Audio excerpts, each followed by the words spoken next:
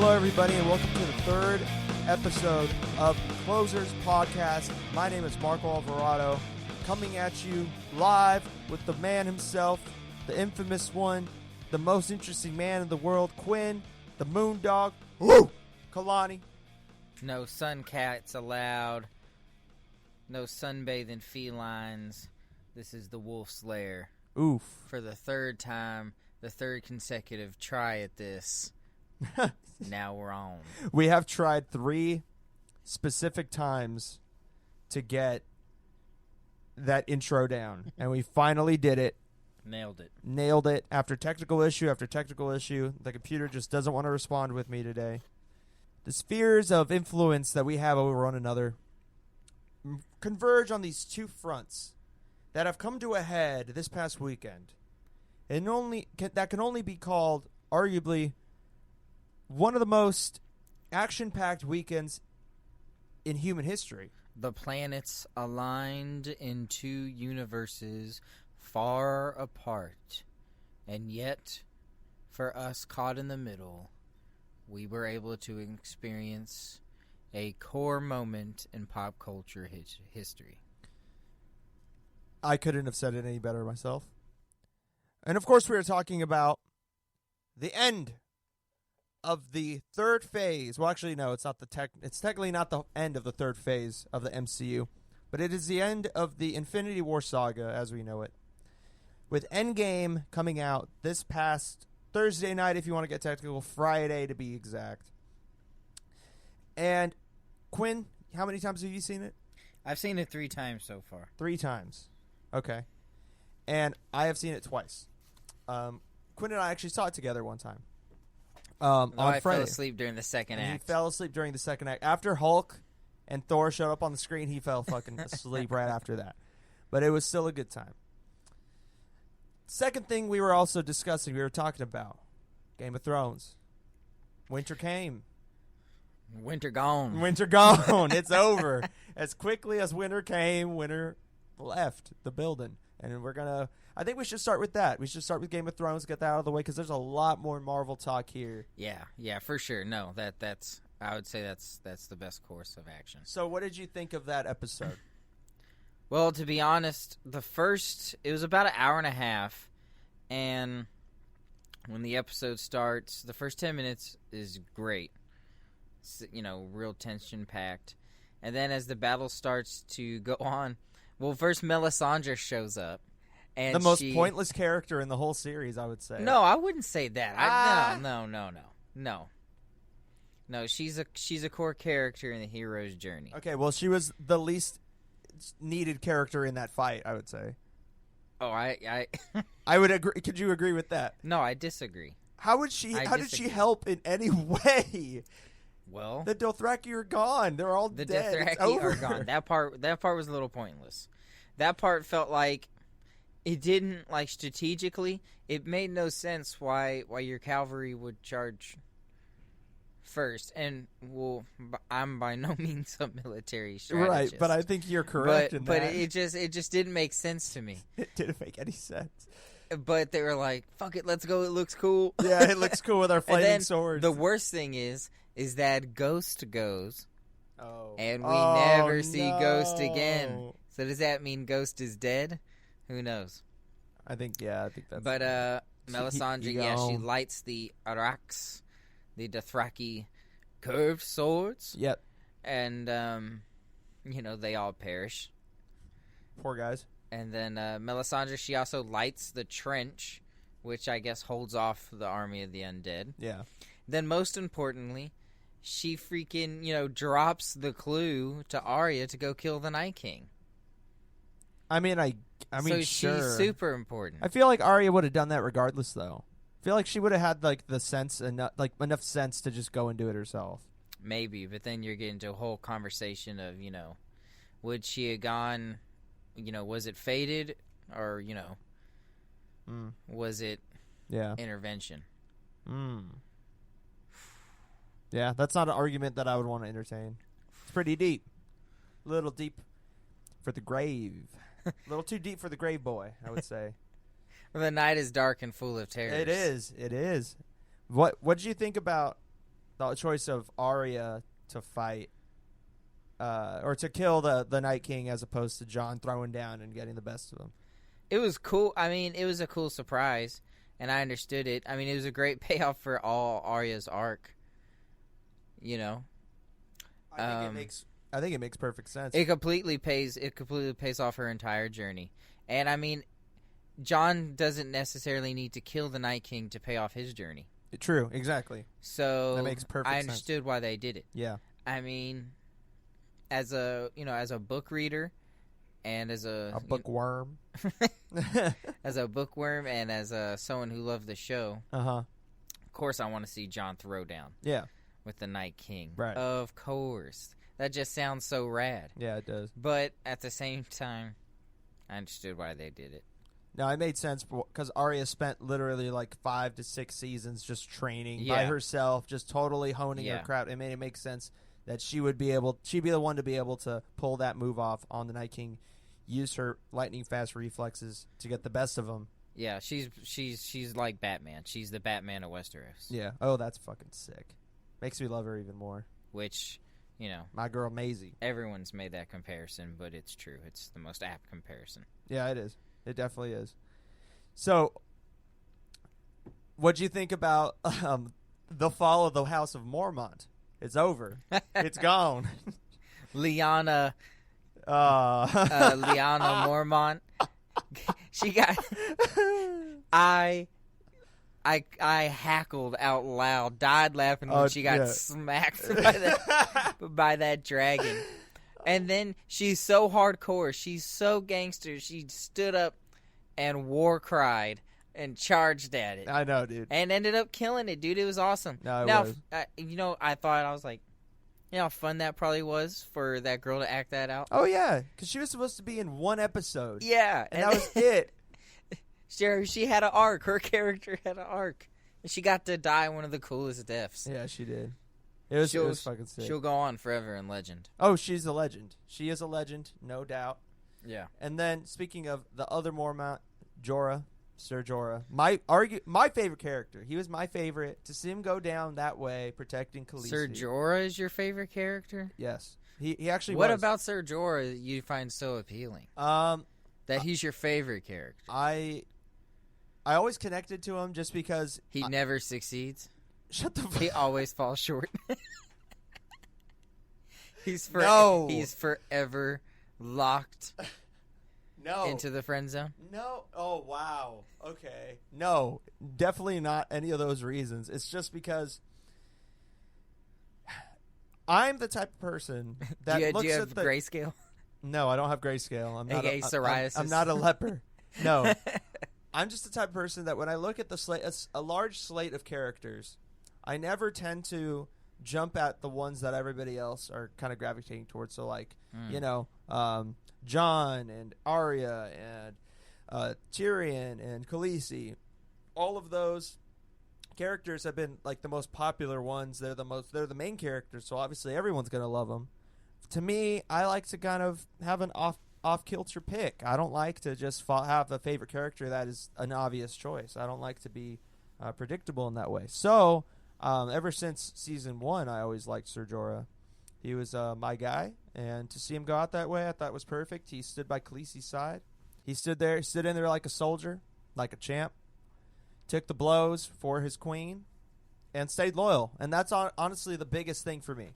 He was loyal to the very end to the queen that he swore was his queen, and that was it. There was never a wavering moment.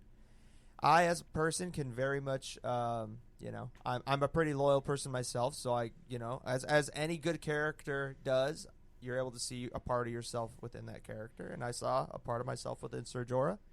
Never forget him, and he's a legend too. So, Ser Jorah went down like a gangster. Yes, he did. Rest in peace, Ser Jorah. Anything else you want to touch on? Well, let's go with predictions. What do you think is going to happen in the next episode? Well, part of me feels like the next episode is going to be kind of like another setup episode, essentially. The North is going to be like, yeah, we won. And Daenerys, They're gonna rally behind Daenerys, and I think they're gonna get hit with a cold realization that they might get completely decimated by Cersei somehow. I also wonder if we'll see Bronn this episode. Ooh, yeah. And I wonder if he'll be trying to assassinate one of Cersei's brothers, Jaime or Tyrion. Or both. Or both. I wonder if he'll go through with it. I wonder if he'll turn. I don't know what I feel like. What do you think he's going to do? If you're a betting man, would you bet that he turns and he was like, okay, I'm going to help you guys instead of like do what Khaleesi's telling, or not Khaleesi, Cersei's telling me? If he saw, if he like scanned what was left of Daenerys, of her army. Yep. And if he thought they had a good chance to beat Cersei, I feel like he'd probably join Tyrion and Jaime. If he felt like they had no chance to beat Cersei, he'd probably kill Jaime and Tyrion. Right. So I feel like, he's very much, he's an opportunist. He's on the winners bracket. That makes sense. He's always going to be on the bracket. Yeah. No, that makes sense. I personally believe that in the next episode, I think they're going to jump right into it. I don't think that there's going to be much of a waiting period of like. I mean, there's obviously going to be dialogue between the characters. I mean, I think Khaleesi and Jon are going to talk more about the fact that she's his fucking aunt, and what that means for their relationship and all this stuff. But but after that, I think they're going to go straight down. I think they're not really going to wait, or they're going to link up with the Greyjoy. What's her name? Yara. Theon's sister. Yeah, they're going to link up with her, get some ships, and then they're going to go down there and try to fight any way they can.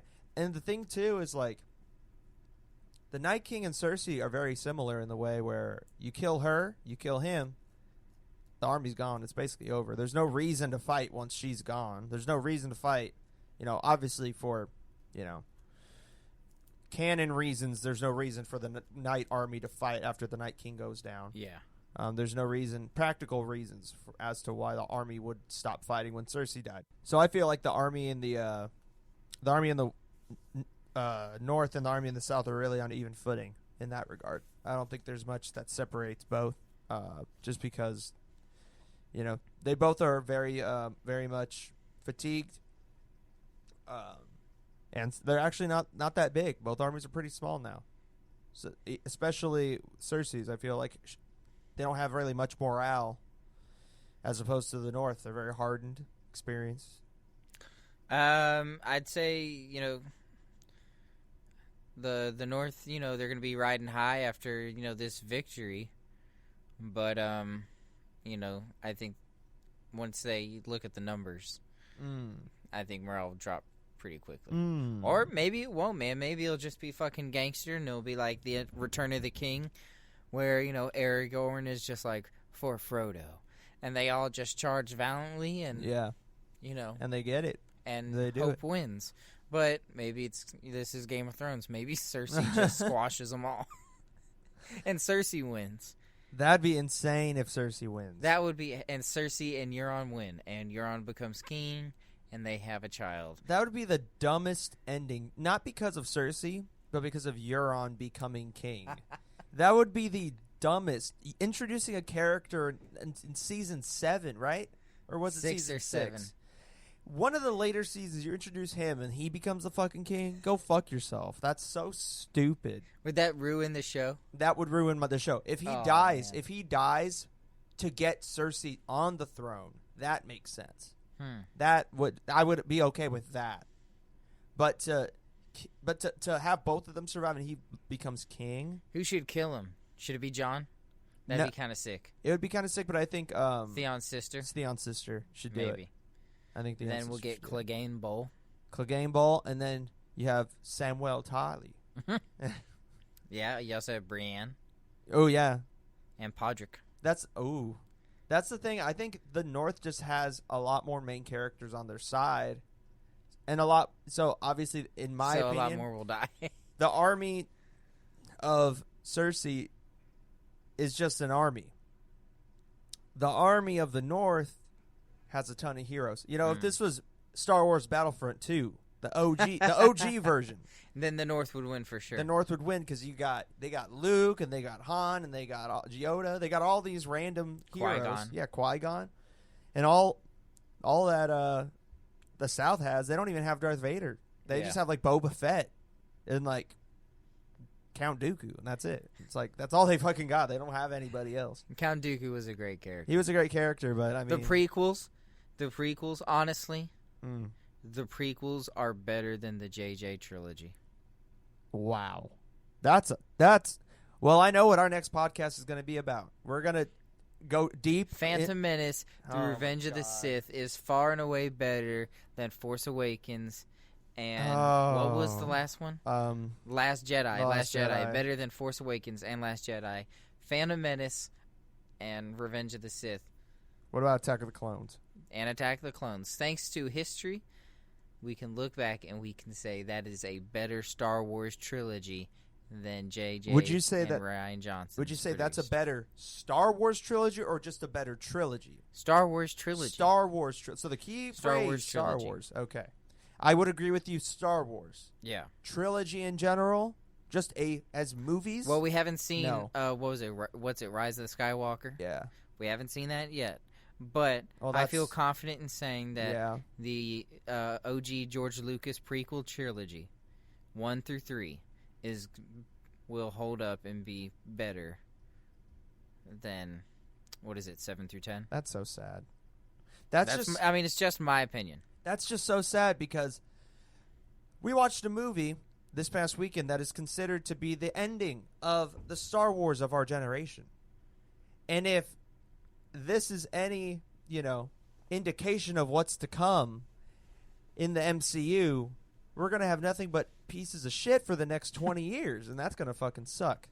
So let's get into that. Let's talk about Endgame. And we're not going to just talk about what happened in the movie and what we thought. We're going to kind of breeze over that. What we're really going to talk about is what we want to happen. If we were Kevin Feige, what we would do in the next phase or multiple phases. I only got through one phase because I went kind of deep into it. Quinn probably is going to go a little farther. He's going to stretch a little longer. But that's what we're going to do. What we would do if we were Kevin Feige. And, do you want me to go first or you want to go first? What do you think about the movie? What do you think about it? What do I think? What did I think about Endgame? Yeah. Go off on it. Endgame, if we're going to say Infinity War was a great movie, but Endgame was Empire Strike Back and Return of the Jedi rolled into one. Wow. Bold statements. Nothing but hot takes here on the Closers Podcast. Damn near every payoff any Marvel fan could have wanted out of a Marvel movie they got out of Marvel's Avengers Infinity War and Marvel's Avengers Endgame. It was amazing. It should be nominated for Best Picture Oscar. I agree. Especially since how much money it's going to make. Oh yeah. Oh, they already is. What did it eclipse? How much money? Over $1 billion. Over $1 billion. Over 1 weekend. Over 1 weekend, $1 billion. Yeah. That is fucking. I believe crazy. It took Captain Marvel 40 days to break $1 billion, and it took Avengers Endgame the weekend. That is fucking crazy. Holy shit. That's insane. Just looking at the spectacle of this movie and what it means for our modern culture is insane to me, because it's taken 10 years to get to this point. Starting with Iron Man, who before that movie, no one gave a fuck about Iron Man. Culturally, to see where we were back then and where we are now. I was 12 years old when Iron Man came out, and I barely even knew who Iron Man was, and I was a pretty big, geek at the time with Star Wars, Lord of the Rings, all that type of stuff. I was huge into that. I was in elementary school, Who wasn't into that? You didn't have a childhood if you weren't into that type of stuff. But I didn't even know who he was. And now, these are all household names. The Guardians of the Galaxy now are just, people just know who they are. Yeah. People love them. It gives you a lot of hope thinking like all these minor characters in the MCU are also going to get their time to shine. You could reach into the far obscurities of the Marvel Universe and find feature films. Exactly. So franchises. And that it'll never end. That's the thing. But hopefully, what makes me a little scared is just everyone is always talking about Marvel fatigue. You know, the oversaturation of Marvel movies and just kind of like the formulaicness of those movies in the past phases and stuff. You know, I have a hard time. I have a hard time subscribing to that. You know, what Marvel stories are? It's you know, it's modern mythology. Mm-hmm. You know, before Vikings raided the shores of, you know, France to pillage and stuff, they regaled each other with tales of triumphs of Thor. Right. Well, what are we watching today? Thor. Exactly. So, you know, it's lasted thousands of years. Sure. And it's going to last thousands more. It's made for this medium. It just translates too well. Mm-hmm. And, you know, as long as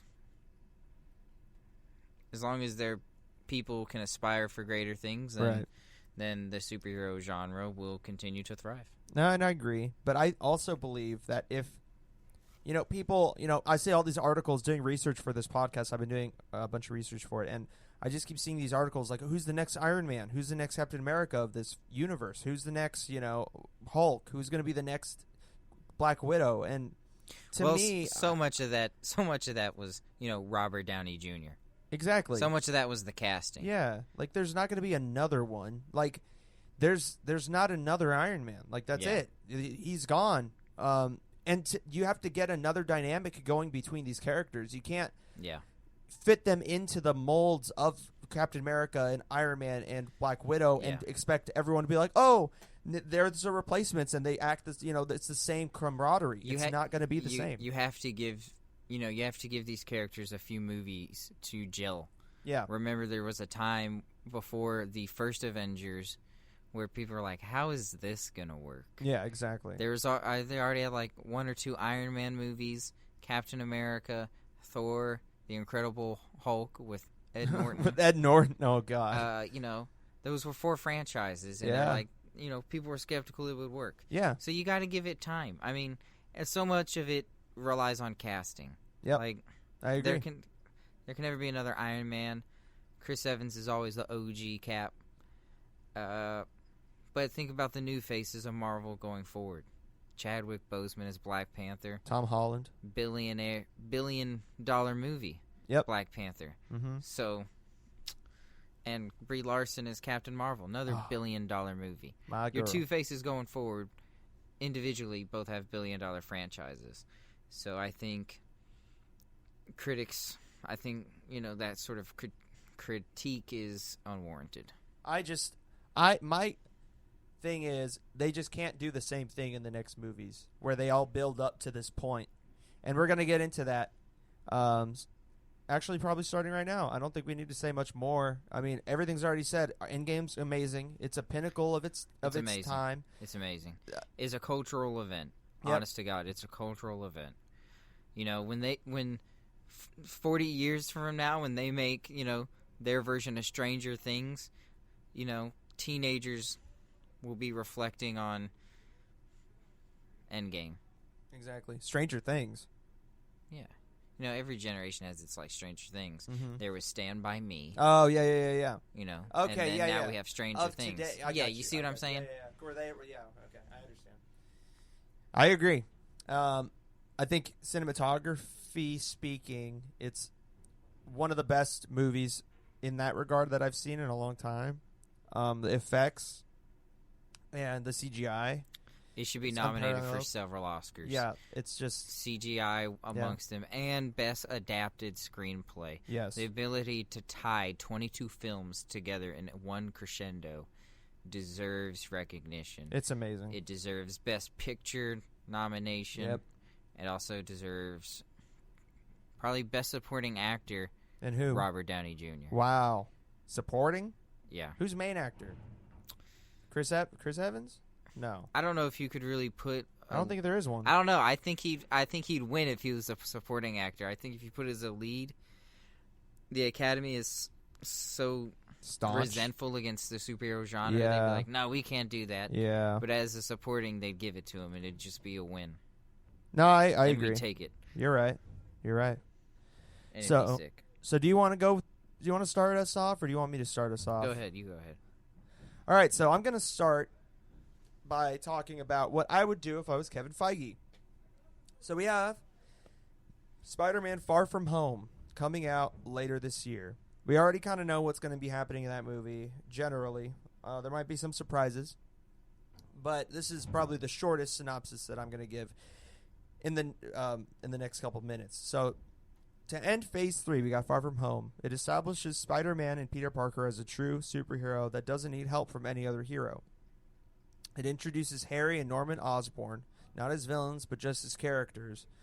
Because there was a 5-year gap in Endgame where, they felt like they lost. All the heroes felt like they lost. A lot of the people that Peter Parker went to high school with graduated high school and moved on with their lives. And then now there's a new crop of kids that he's going to have to get to know and stuff now that Peter Parker and his friends are back post-snap.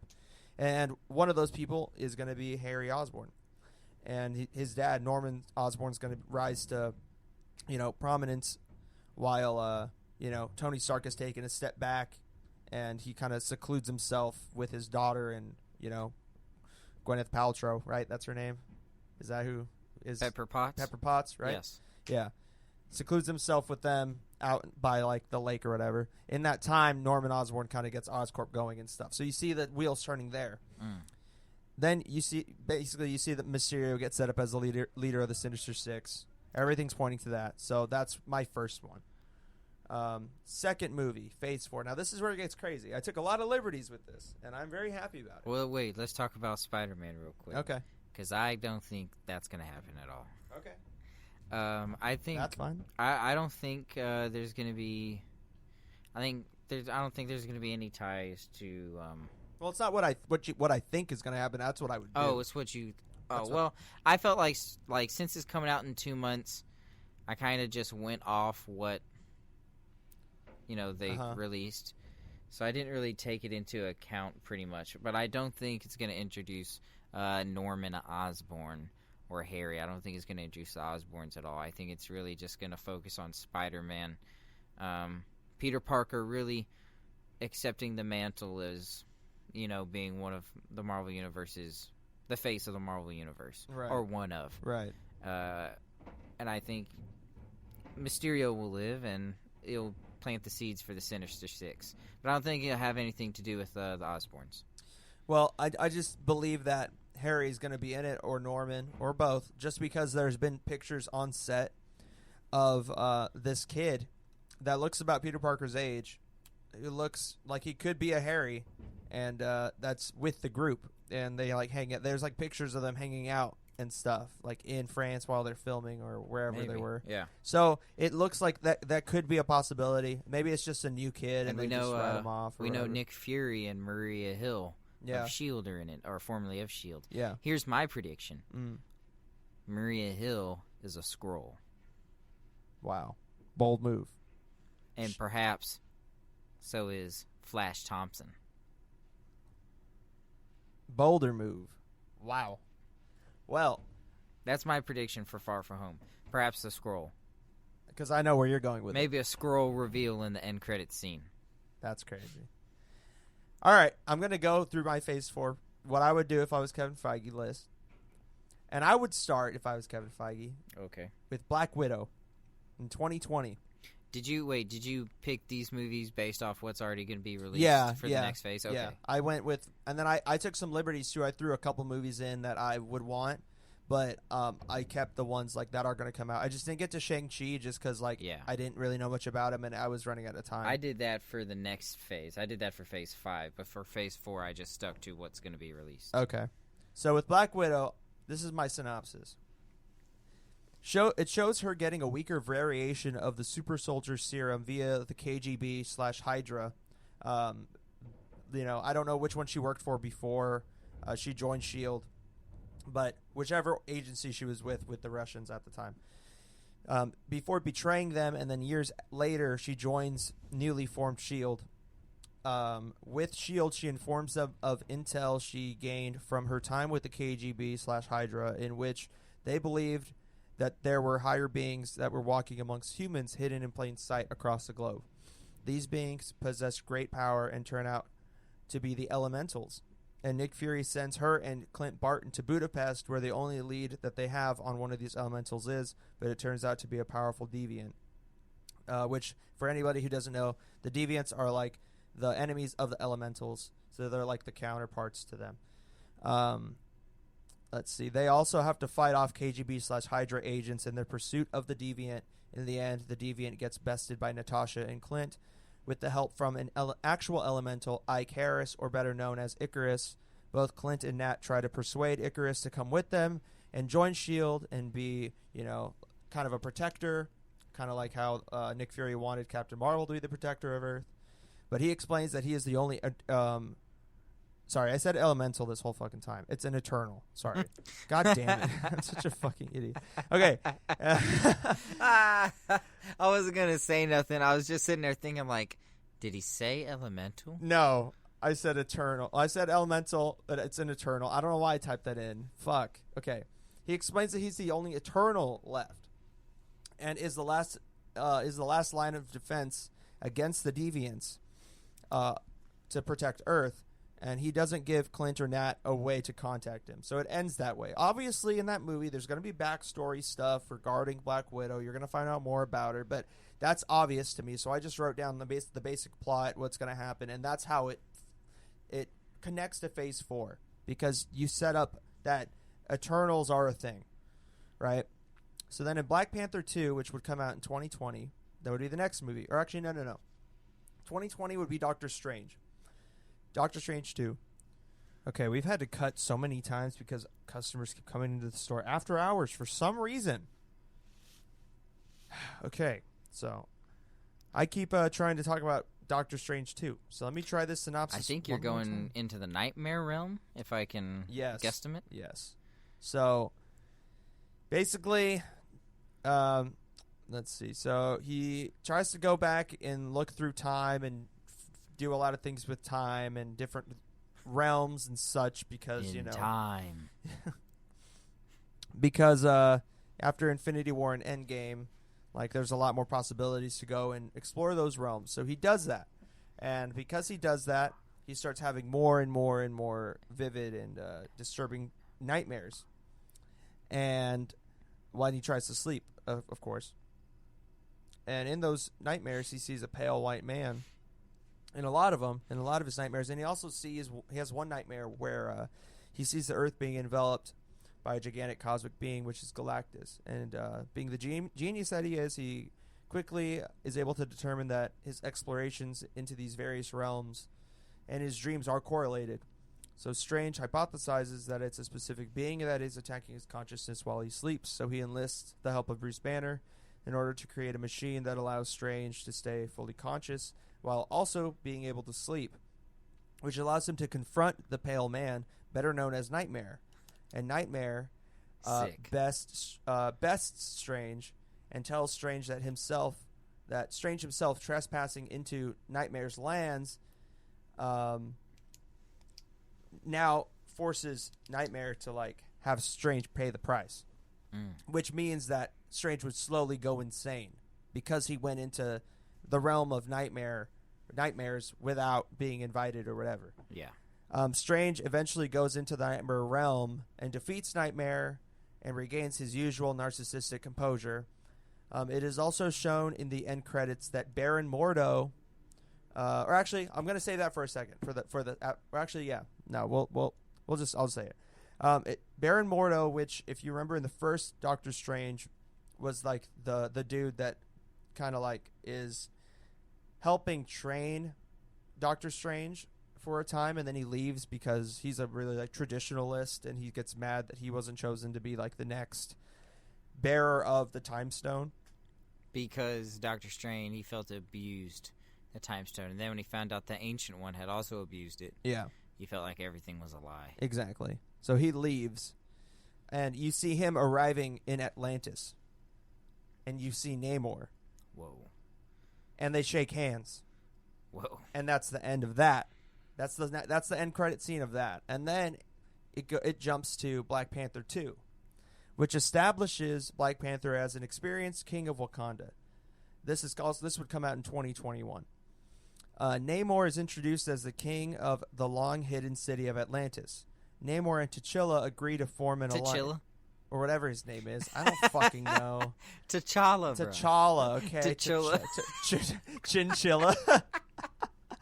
T'Challa. Agree to form an alliance. Wakanada? So they agree to form an alliance, but throughout the movie, it grows apparent that Namor is trying to take over Wakanda by getting close to T'Challa. The movie ends with T'Challa besting Namor, but Namor declares war against Wakanda, vowing that he has more firepower than Wakanda could handle. End credits scene is Namor talking to a chained-up Cersei, which is Angelina Jolie, about helping him destroy Wakanda in exchange for her freedom. And then, which if anybody doesn't know this, Cersei is a Eternal, not an elemental, an Eternal. She is an Eternal. Elementals, T'Chillas. Yeah, Chinchillas. And then we have universe. And then we have Guardians 3 in 2021. So the group plus Thor goes searching across the galaxy for Gamora. They determine that she is on one of the home planets of the Skrulls, which have regained footing again in the galaxy since Captain Marvel and now inhabit multiple planets. They have Gamora captured, and the Guardians attempt to save her. However, they get caught and are imprisoned alongside Gamora. All the Guardians are forced to do hard manual labor outdoors and as a punishment for captivity when Silver Surfer streaks across the sky. Gamora and Nebula, in disbelief of what they witnessed, urge the group to escape the planet at any cost. Because Thanos would often talk about Galactus and Silver Surfer as mere fables, but then they see that in the sky and they're like, holy shit, everything that they said about those two beings are true. So they try to leave the planet. The rest of the movie revolves around the Guardians escaping from the Skrull planet before the Galactus devours it. As the Guardians leave the planet in the nick of time, Silver Surfer attempts to stop them from leaving, but once realizing Thor is on board, allows them to leave with a message. There is no escaping Galactus, for Galactus is death. Whoa. And then you jump to Fantastic Four, which comes out in You're 2021. going all in. I'm going all in. On the Fox acquisitions. Yeah. Straight away. Oh, I'm jumping in. Wow. Because you gotta. To me, I feel like you gotta establish it at some point. You can't wait. To me, I feel like why not? They don't even need to be like the prime main people. They don't even have to be antagonists. Just they can be wedged in. And you really want to see Mole Man, don't you? Oh, you just wait. You want to see Rainn Wilson as Mole Man, don't you? So Fantastic Four. Bruce Banner opens the Tony Stark Memorial Institute, a science and technical academy for the brightest minds in the world to further their knowledge. Reed Richards, a Northern California native, transfers from... Is that canon? That is canon. I looked it up. He's from Central City, California, which isn't a real city, I don't think. So I'm assuming he's NorCal. So... Are there any confirmed NorCal superheroes? Bruce Banner. He's New Mexico. Bruce Banner? New Mexico. I thought he was San Francisco. New Mexico. Ant-Man. Scott Lang Ant-Man. Oh. That's it. That's all I know. I'm sure there's more. There's got to be more. My bad. Please continue. So Reed Richards, a California native, transfers from Stanford University in order to attend the newly founded school. He reunites and moves in with his childhood best friend, Ben Grimm, who moved to New York shortly after graduating high school. Richards meets Susan Storm, who takes care of her younger brother, Johnny, in Long Island. It's obvious what happened that's next. They gain their powers via a scientific accident or something. And in the end, they fight the Mole Man, who is played by Rainn Wilson, yes, who himself is a deviant. Although this time, no Eternal comes to their rescue. Reed, Sue, Johnny, and Ben are taken in by Bruce Banner and the Avengers so they can be watched, given their new fangled powers. After a certain time of deliberation, Nick Fury probably in a post-credit scene, sends them to Wakanda in order to help against the war between Atlantis and Wakanda and aid Black Panther. And then in Black Panther 3, Namor wages war against Wakanda, and the combination of Cersei, Namor, Baron Mordo, and the Atlanteans' technology shows to be too much for Black Panther, the Fantastic Four, a weak Doctor Strange, and the Wakandan army. During the battle, the heroes are pushed to the edge of defeat before Icarus comes back and saves them through, I haven't thought that far, but basically Icarus would come back, turn Cersei onto his side, Namor would be bested, but not killed, but just put back in Atlantis, and they'd find a way to keep him at bay. And then after that, you delve into the Galactus arc. You can go a lot of different ways after that, but it establishes more. What I want to see, and I already talked to Quinn about this, I want to see long-standing villains. We had one in the first 3 phases of the MCU, which is Thanos. That's the only one that lasted, and Loki, but Loki was more an anti-hero. And them two are the only ones that lasted the entire series, really. Baron Mordo is still alive. Baron Mordo, but he's not really a villain. He just was like, I don't like you guys anymore, and he left. He became one at the end credit scene. Yeah. So, to me, I want to see more villains that actually are more of a thorn in these heroes' sides, as opposed to them just being bested in one movie and you never hear from them again. I want to see ones that kind of stand the test of time and actually show that they can be rivals, not just villains. And that's the key. I feel like, what's his name? Namor, the Submariner. I feel like he could be an equal, a rival to T'Challa, not just a villain in a movie and then they just discard him after. So that's what I kind of tried to focus on, and I also wanted the Black Widow movie to make sense. So that's why I feel like her movie could really bring in the Eternals. So that's really where I'm at, and hope you guys enjoyed that. Is that your Phase 4? That's my Phase 4, but I haven't finished all of Phase 4 because there's just one more movie I'd have to do, or 2 more movies I'd have to do for Phase 4. Okay. So, which would have been Spider-Man 3, or the next Spider-Man movie, and probably the Eternals would end Phase 4. So interesting. Yeah. Okay, so I guess I'll get into my Phase 4. Technically Phase 3 ends with Spider-Man Far From Home. I don't think that's going to do much except for set up Sinister Six, and I think, like I said earlier, Maria Hill, or one of the little group of friends of Peter Parker's, maybe Flash Thompson, will turn out to be a Skrull. I think we're really in Phase 4. We're going to look at the Secret Invasion storyline from the comics. So after Spider-Man 3, what we're going to do before we get into Secret Invasion is we're going to go to the Eternals.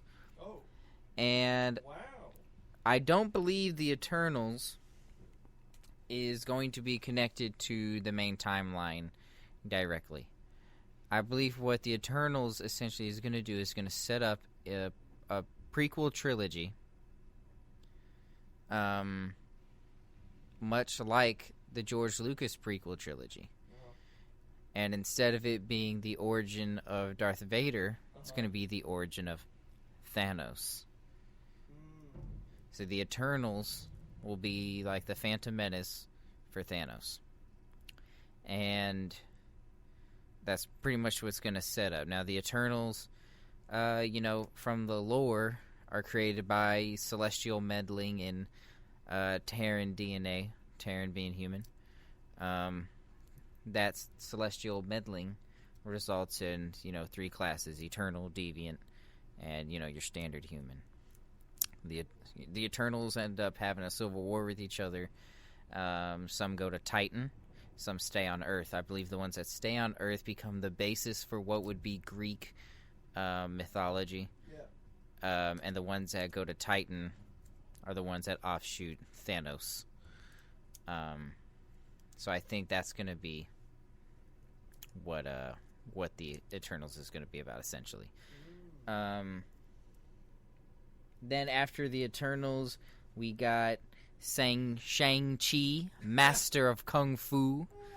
I don't believe this is going to be directly connected to anything major within the overlapping story arc that is being Secret Invasion. I think it's going to be fairly, independent.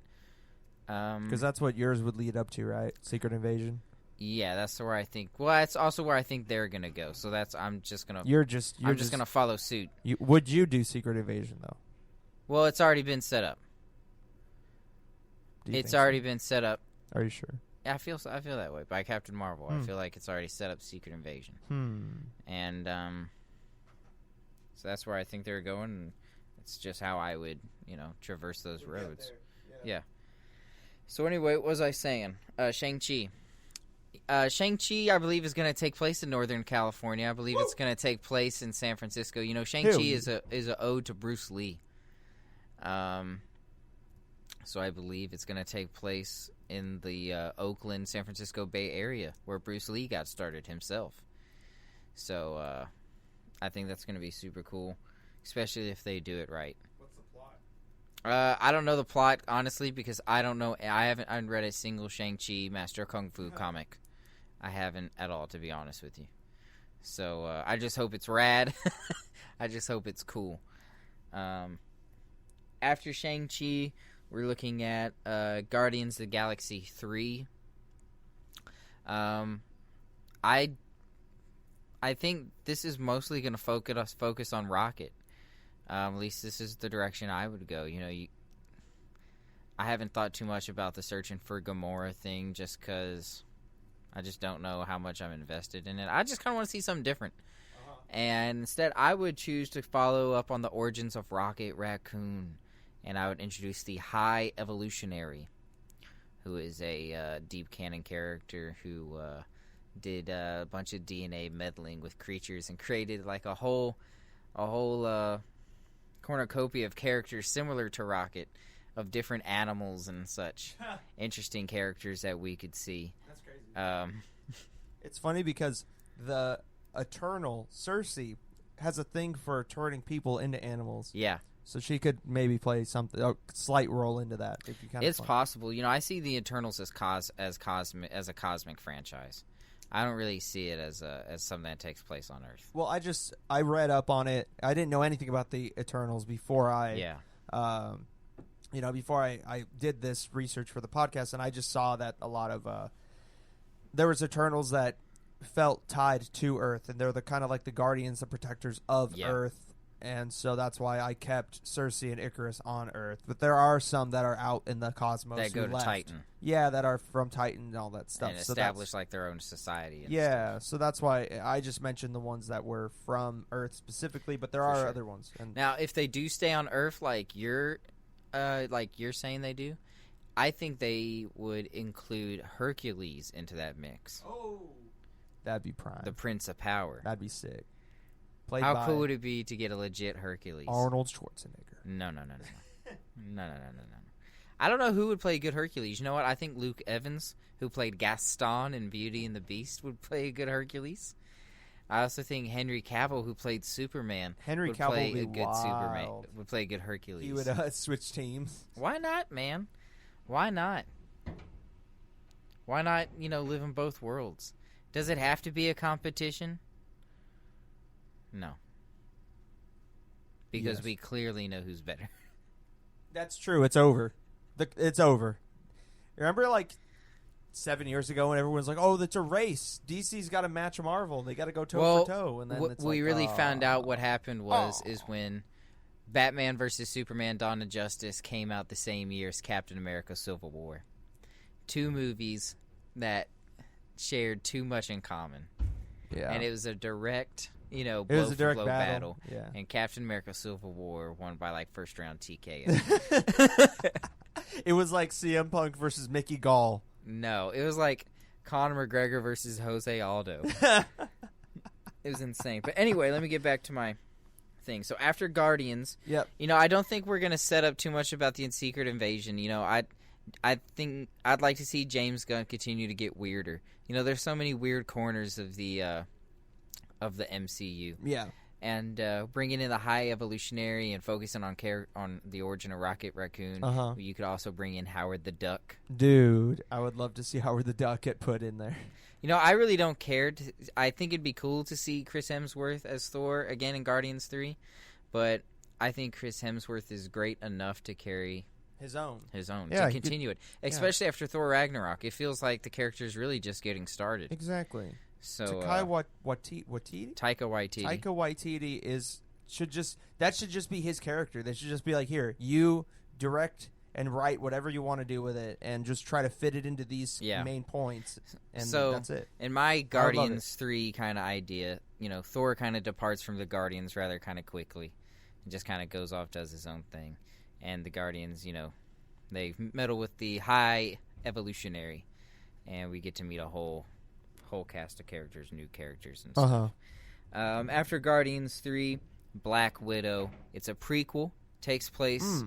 It takes place right after Natasha Romanoff has left the KGB, and she's being hunted by another Black Widow, and she's being hunted by other canon Russian characters and other hired mercenaries like Taskmaster.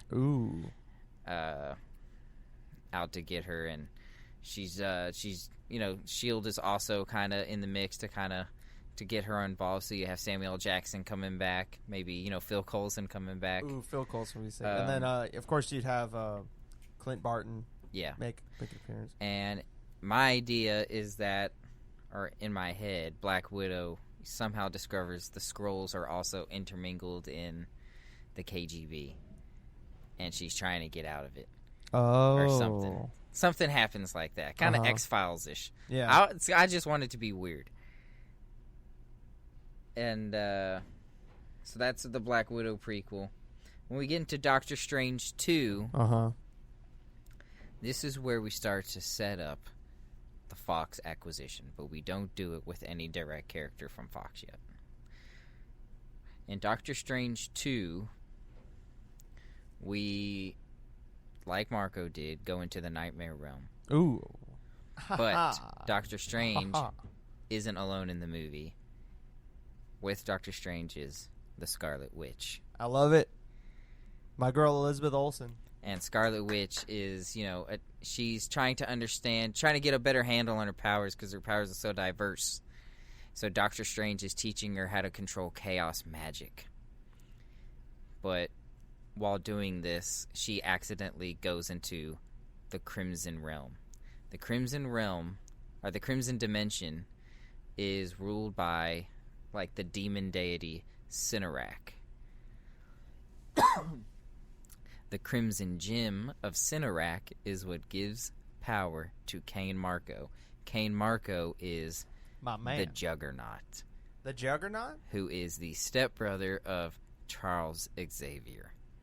Wait, is that Juggernaut like Juggernaut? The Juggernaut. The unstoppable Juggernaut. From X-Men. Woo! You don't bring in the Juggernaut yet, but you bring in the source that brings in his power. Right. And that's fucking crazy. You just kind of deal with that. I don't know why I said the Nightmare Realm earlier. Instead, we do the Crimson Dimension. Cynarak. You just like the Nightmare Realm. I liked it so much, it kind of just bled over. I wrote it down because I was like, cool. I just like the Nightmare Realm because I remember us having a conversation about how the Marvel Cinematic Universe hasn't done a horror movie yet. Yeah. And I was just, the whole time I was typing that synopsis, I was just like, this could easily be a horror movie. Where a weak Doctor Strange has to you know who directed the first Doctor Strange? Scott Derrickson also did in the horror movie Sinister. Oh, really? So, you know, those are kind of very much his roots. Oh, that would be fucking amazing. So I think I read somewhere that the Nightmare Realm is what they're gonna do. I read that that's something he wants to do, but he doesn't know if like Kevin Feige and if Disney's gonna be like, let's do it. But they have to go more R-rated. If you've seen the Disney cartoon version of Sleepy Hollow, there's no way they can make anything as scary as that. That's pretty scary. Dude, that's pretty fucking scary. Trip out and watch that movie. I'd rather not. Yeah. Thank you very much. But they got to get more adult with their movies. I mean, like, there's no way. I mean, they have the fucking, they have all sure. these new acquisitions, like these mature adult acquisitions. Yeah. They have to kind of go that route now. Anyways, so that's what we do in Doctor Strange. We, Scarlet Witch is such a powerful character. I think Elizabeth Olsen's such a talented actress. I think you got to blow that up into, just people got to see it. People got to see it, and make her more prominent. Yeah, and Cinerak, man, nothing more metal than Cinerak for Marvel fans. And then we end Phase 4 on the movie side with Black Panther 2. I don't know much about the lore of Black Panther, to be honest with you, to really find something from his specific canon, right, or his rogue gallery. Mm-hmm. So I kind of went the cheesy route and like you and chose Namor, the Submariner. But I believe, if I remember correctly, his ultimate universe origin was that he was discovered on an archaeological dig that he was actually a war criminal of Atlantis when Atlantis was a real civilization. And he was locked away. And he's discovered by, a group of archaeologists. Uh-huh. And I think it'd be cool if those archaeologists were Wakandan. That would be cool. And they kind of set him free, and, he threatens to, drown the world or something. Oh, shit. And so, He's, straight from the 1950s. I'm going to drown the world, hey? You Black Panther. Yeah. You're going down. Oh, well, if he's from the 1950s, he would say some other shit, but yeah. No, that's cool. I like it. So that would be my Phase 4. And now that's the movie version. Now, we do know that the MCU is, in fact, going to have 6-episode miniseries, and I did kind of think about that. Now, we know there's going to be a Loki miniseries. I don't know if that's going to have main continuity to My Secret Invasion, but when instead of that opens up the multiverse of the MCU, introducing us to characters like America Chavez, a.k.a. Miss America. What? That's a character? Yeah. How can a character named Chavez be Miss America? That doesn't make no goddamn sense. Also introducing us to Hyperion, and perhaps the Squadron Supreme of America, which is like the MCU version of the Justice League. And characters like Nighthawk. How would he introduce us Power to Princess. Because they're from a different universe. So if Loki, Loki has the Space Stone. Uh-huh. So Loki can, I don't necessarily know if that means he can traverse to parallel universes or to other universes, but what we do know is that he can traverse anywhere in the universe with the Space Stone. That's what it allows. So what kind of havoc can Loki cause now that he has one of the Infinity Gems in a fractured timeline? Right. So that's what I think. That's what I think I would do with that. Is kind of traverse the multiverse. Uh huh. Now we also have Scarlet Witch and the Scarlet Witch WandaVision television show. I think that could actually be really dark. Really? Yes, because I think it's like a rom-com. No, I think it's all going to be a manifestation of what Scarlet Witch, what her ideal life would be. But I think what it's really going to be is a tragedy. And I think that could be the demise of her character. I think I would have it take place after Doctor Strange 2. And I think maybe, her powers started to drive her mad. Uh-huh. And she becomes like a villain? I don't know if she becomes she becomes a villain. That'd be wild. I'm going to call her Audible. I didn't think about that earlier, but yep. Now she's a villain. But how would Vision Vision is just a manifestation of her mind. Oh, okay. So it's one of those things like she's like when no one else is around and she starts talking to Vision and he's there, but he's not actually there. It's just in her mind. He's still present. Yeah. Okay, and then she becomes a villain, and then Doctor Strange has to take her out, and they do inter-realm battles and crazy shit. No, I think you end her show with her, leaning towards that villainy side. Killing herself. No, I think she just leans towards that villainous side that, her character in the canon has gone down that path before. And that's kind of how the show ends. Then you got the Hawkeye show.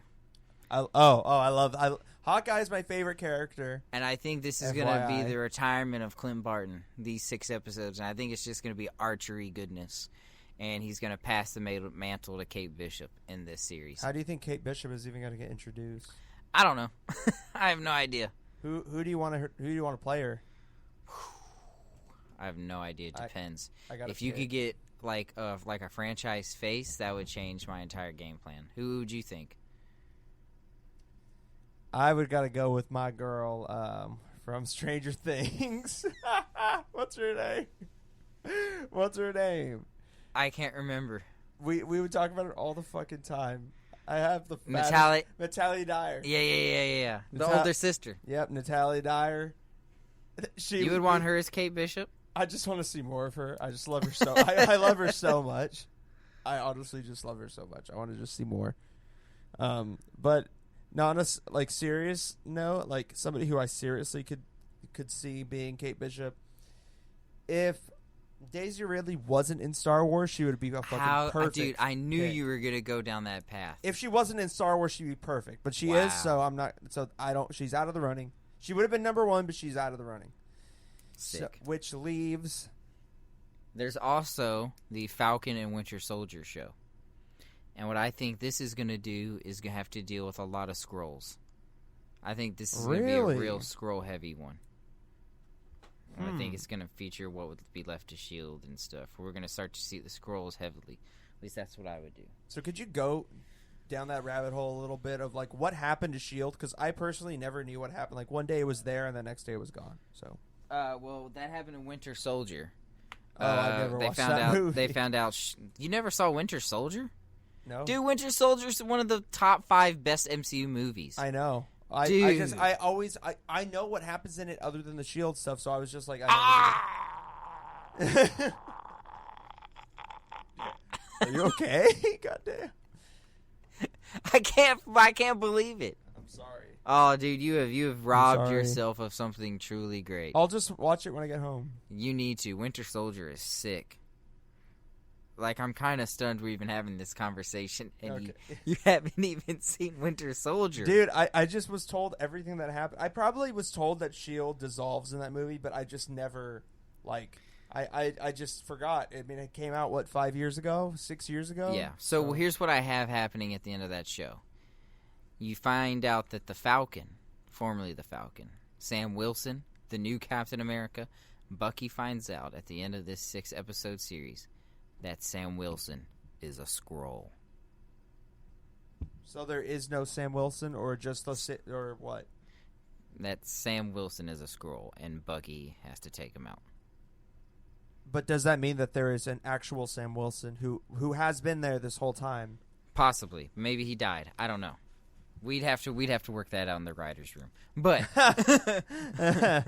but for the sake of what would have been an hour-long podcast, yeah, Captain America Sam Wilson, formerly known as the Falcon, is a Skrull. Okay. And, just for the shock value, if you're like, oh my god, they've infiltrated. Now, this only works if it's done like the Skrulls are treated like an X-Files alien. If they're treated like they were in Captain Marvel, where we have this sympathy towards them, which I understand why they did, but it doesn't work for this. I just believe that what we do establish is that the Skrulls lost their home world. We don't establish why. Galactus. But the Skrulls lost their home world. I thought they lost it to the Kree. In the lore, I believe it's Galactus. No, it is Galactus. That's why I added it in mine. Yeah. Yeah. They lose their home world to the Galactus, and they're kind of infiltrating other ones to find their own. Yeah. So that's my end of Phase 4 is Captain America, Sam Wilson, Skrull.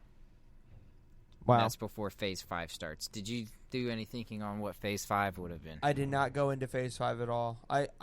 The end of Phase 6 I know would be that everybody teaming up to take on Galactus. Doctor Doom is going to get thrown in. It's going to be crazy because I didn't even go that route. Well, I actually stayed more Earthbound. Really? I started Earth and then I went farther out, but there's different fronts. There's multiple fronts with shit just popping off at the same time. Where like Fantastic Four is tied up with Doctor Doom, so they can't do a whole lot with Galactus, and then like the Sinister Six are going to town against Spider-Man, so now he's tied up, and like Galactus is going to shit, and it's only Guardians of the Galaxy and like Captain Marvel and Thor, and like things are looking grim, and the Celestials are trying to do, or not the Celestials, the fucking Eternals are trying to do everything that they can to like help everybody, and like Black Panthers, that's I want to see chaos, so that's what I want to see at the end of Phase 6. But Phase 5 I haven't thought about. I just know the end result. Would you mind if I got into my Phase 5? Oh, of course, yeah. Do what you want. So my Phase 5 begins with Cap Marvel 2. And what Cap Marvel 2 is essentially like the Attack of the Clones version of this, where it's just a straight war. The Kree-Skrull War is just in full chaos mode. And Captain Marvel is just in the middle of it. And there are other Kree warriors coming up, too. One of them, I believe, is called Phyla-Vell, who is the daughter of the original... Well, they changed the origin story of the original Captain Marvel for the movies, obviously, so we'd have to change this. Her name's Phyla-Vell, and, she was the daughter of what was Captain Marvel, and she believes, she should have inherited the mantle and stuff. She's formidable. She has a very similar power set to Captain Marvel, I believe. It'd just be gnarly. So they would fight. Kree-Skrull War breaking out. Captain Marvel starts to learn about the full scale of the Skrull invasion going to Earth. So Captain Marvel 2 ends with her, leaving Skrull Kree space to return to Earth. Then we got Spider-Man 3. Oh. Which would be... So a whole phase with no Spider-Man. That's interesting. Yeah. Spider-Man 3, which is Peter Parker's senior year. I like that. And because he goes to like a MIT science school. Yeah. Or the Tony Stark Memorial Institute.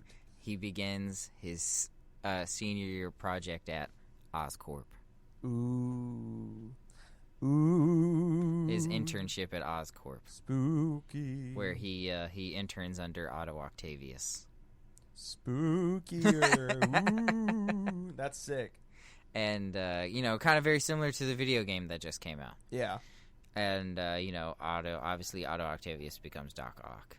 And so you have two core members of the Sinister Six already established. You already have three, that are going to be in a Vulture, Mysterio, and Otto Octavius. And you got to nail the casting for Otto Octavius. Just but anyway. Bring back, what's his name? From Alfred Molina? Bring him back. No, no way. Can't do that. Bring back not Mark Ruffalo. Fucking, what's his name? Abiato. No, you got to bring back Willem Dafoe. Willem Dafoe. And then we do Black Panther 3. Oh. Which, has to do with more Skrull stuff. And that's like the last big movie before Avengers 5. Which is Avengers 5 Secret Invasion. Full on. Just Secret Invasion stuff. And you find out the Avengers team in that movie. Captain Marvel, Black Panther, Spider-Man, War Machine, Valkyrie, and Captain America Bucky Barnes. No Thor. And you discover that War Machine is a Skrull. War Machine? This whole time? He's been a Skrull ever since the first movie? That's fucking I don't know. crazy. I was trying to think of somebody, and I was like, who can I make a Skrull? That would be really, that'd be crazy if, like we talked about. Especially if War Machine had a relationship, romance with Captain Marvel, which was kind of what I was thinking. Yeah. And he turns out to be a Skrull. And she's like, damn it, I've been fighting these bastards for 20 years. Dude, but it's just interesting with Captain Marvel specifically because she started out her arc within the movies saving the Skrulls. So for her to now like have to fight against them, I can imagine character building wise would be a great catalyst for her to progress. Yeah. And become more of a leader on Earth specifically. Yeah, and then you'd have it'll take time. Pretty much you'd have just hella Skrulls, Avengers fighting Skrulls. And then, that would end with Norman Osborn killing the Skrull Queen. and essentially starting the Dark Avengers. It will lead into the Dark Avengers. You got to bring in the Fantastic Four before then. No, bro. Yes. No, I don't think I do. You do, because, okay, how can you talk about the Skrulls without talking about the Fantastic Four? Like, they go hand in hand, in my eyes. The lore of both of the race and that team are just so esteemed. I feel like with Fantastic Four, there's so much more we could do with races like the Beyonders and Molecule Man. Owen Reese. Molecule Man. Okay. No. Look, Joaquin Phoenix would be a great molecule. Dr. Doom. Well, yes, obviously Dr. Galactus. Obviously Dr. Doom. Yes. There are more things for the Fantastic Four to get to. Anyway, so we end Phase 5 with in Eternals 2. Wow. Which just does more about Thanos' upbringing. Just more about Thanos? Why would you need to know more about Thanos? I'm sorry. Because he's like the dark. It'd be like, because Thanos is fucking metal. Okay. It ends with Thanos killing his mother. Oh shit! And you really see like, oh, Thanos is evil. You know, you're witnessing the rise of evil. Right. And Phase 5, Thor 4 for Jane Foster Thor. Jane Foster has developed cancer, and as a result, the Odin sun gives her the power of Thor so that she may live. So we got Jane Foster Thor. Jane Foster. Wait, the Jane Foster. Natalie Portman. Natalie Portman gets yoked out, super just ripped, and she's Thor, and it's super cool. It's super metal. No way. It would be freaking awesome. Natalie Portman as. Yeah, it'd be Thor, awesome. That'd be insane. It'd be sick. A character that was supposed to be written out. Exactly. We're going to bring her back, and she's going to be cooler than ever. And then, check this out. We end Phase 5 with Deadpool 3. Deadpool 3. Which... what? How do you bring him in? We just let Ryan Reynolds write whatever he wants, and then we just give him the full catalog of Marvel characters to use at his disposal. The full catalog. The full catalog. So if he wants to use Brie Larson in her contract, her 6-movie contract. I mean, that would have to be negotiated, but okay, we could work it out. But like a random character, like fucking, like the Tinkerer, if he wanted to use that, like you'd be like, all right, whatever, like fucking use it. And then Phase 6 would essentially focus on the Dark Avengers. And it would introduce the character Robert Reynolds, the Sentry.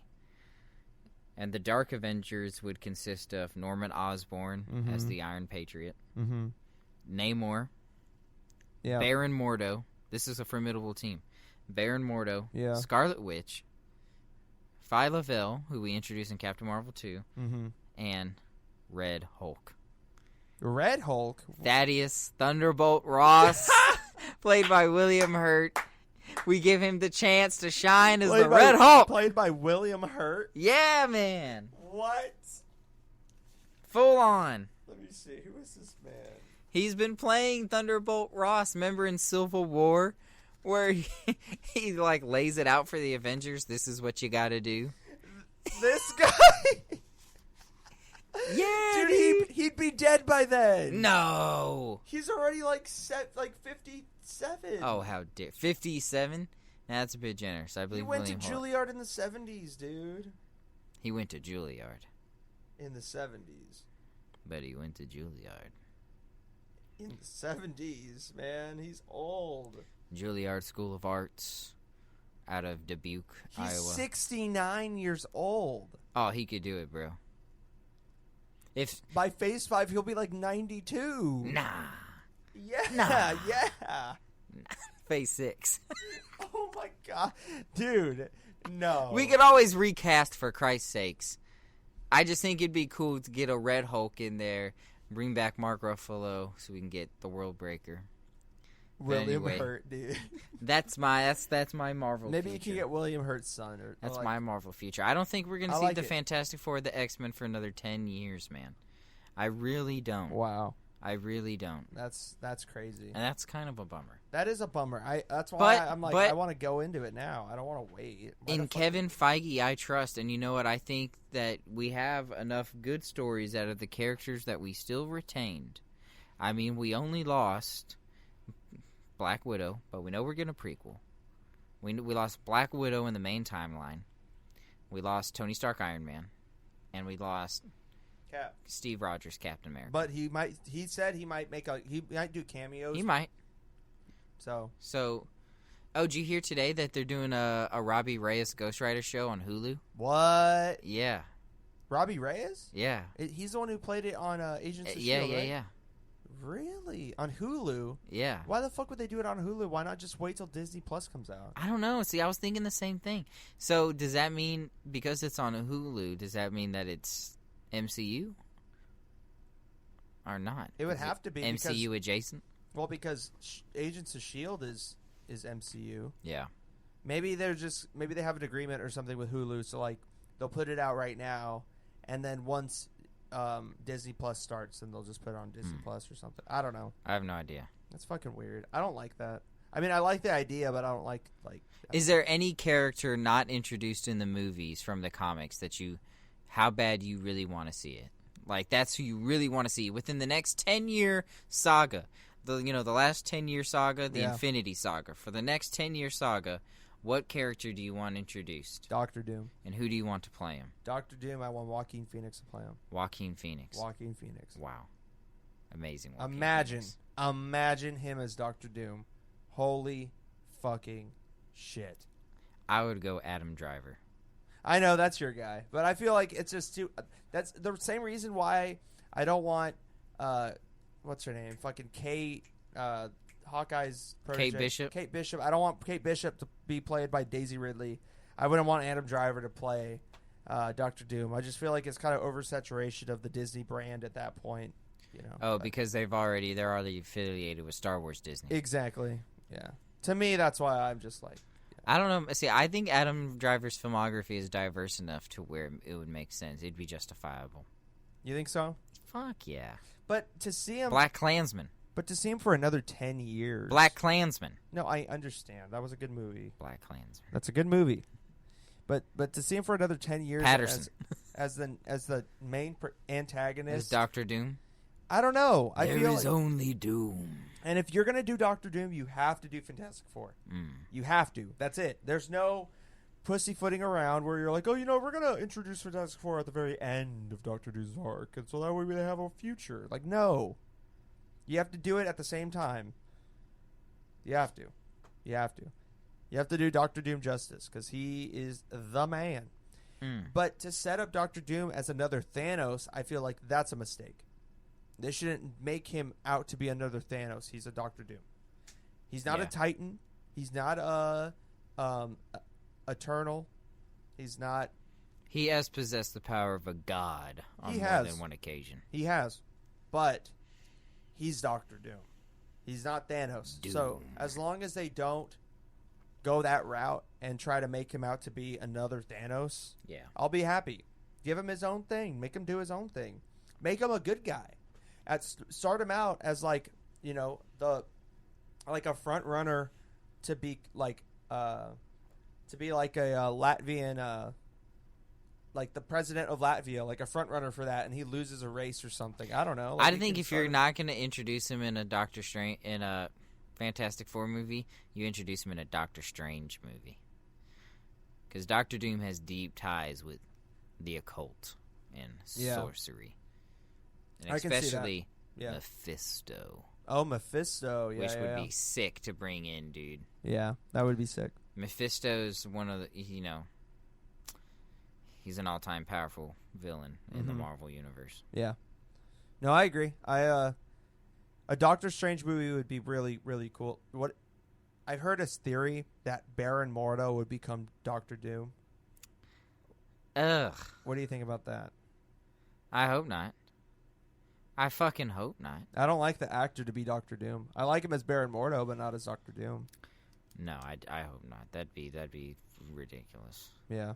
That'd be lame. I agree. Not a fan of that. Yeah. But it looks as though we hit all the time we got for today. Well, I got one question before we go. Yeah. How did you feel about your Raiders draft? If I could, get some. Yeah. So real quick, Raiders draft. That fourth pick, man, didn't see that coming. Cleveland Farrell.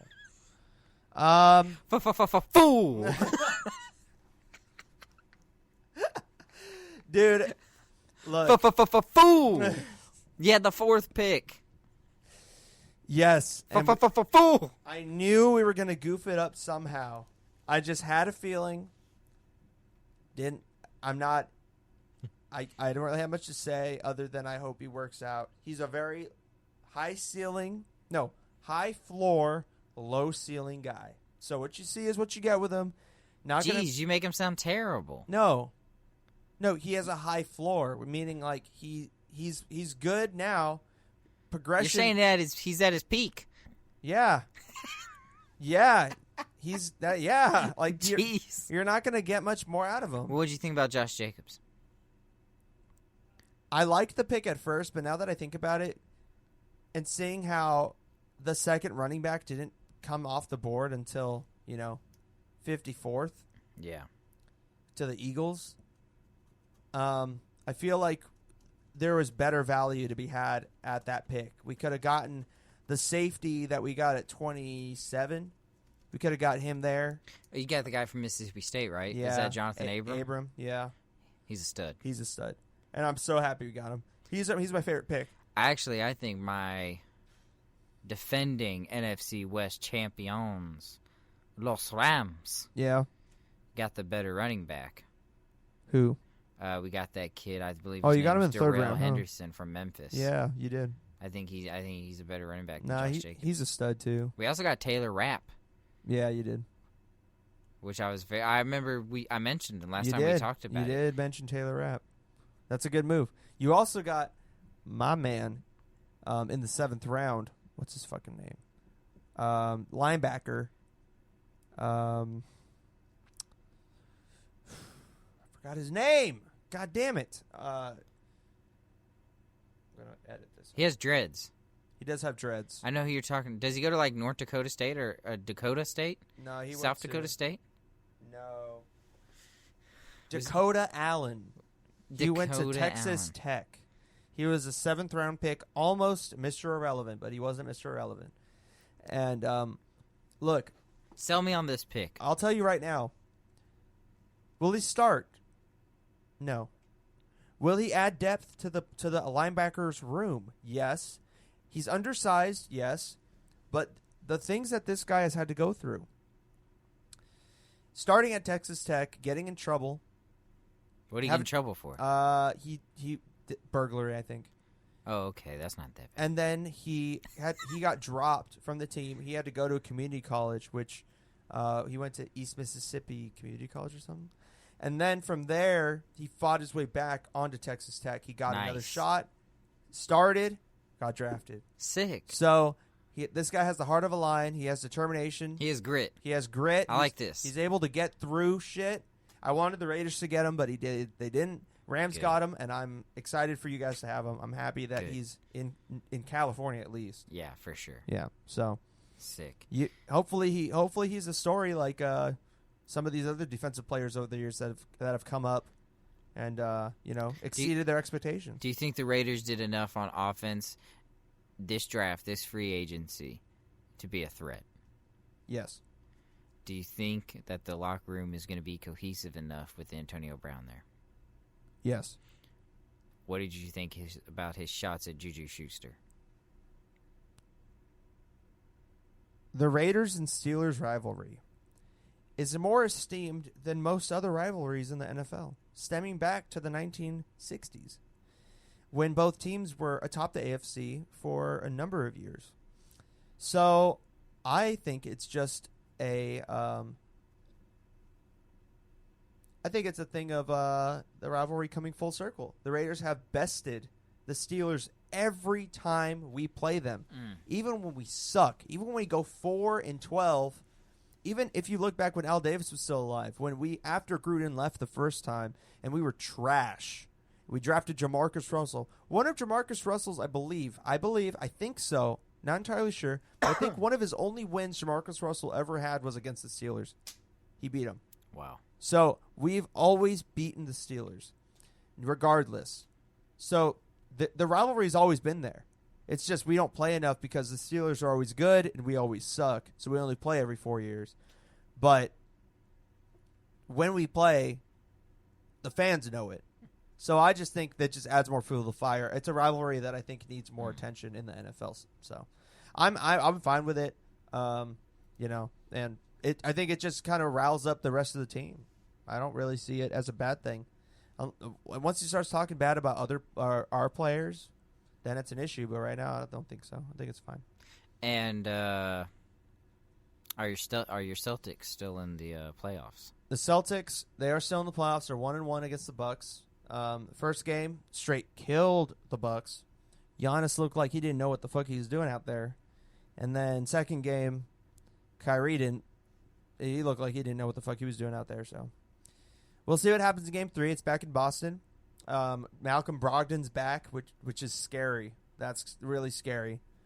But I hope he's rusty, and I hope that Gordon Hayward and Jason Tatum can start playing like they have been playing all season, or Tatum like he's been playing all season, and Gordon Hayward like he's been playing the rest of this playoffs, and come back to form because this second game was atrocious across the board. So, well, I won't be watching any of those, but if you aren't watching those, but you are looking to watch some sports, I would recommend watching Donald Cowboy Cerrone fight Raging Al Iaquinta this Saturday. On UFC ESPN Plus, I believe. I would highly encourage it. I think it's going to be a great 5-round affair. Cerrone versus Iaquinta? Al Iaquinta. Al Iaquinta. Raging Al. Same Al. Raging Al, man. Wait, but it's the Long Island Gangster. It's a 5-round fight? It's a 5-round main event. Wow. The winner, dude. The winner is right there for a title shot. I mean, we got Dustin Poirier fighting Habib. Probably at the end of the summer, beginning of fall. You got Tony Ferguson still floating out there.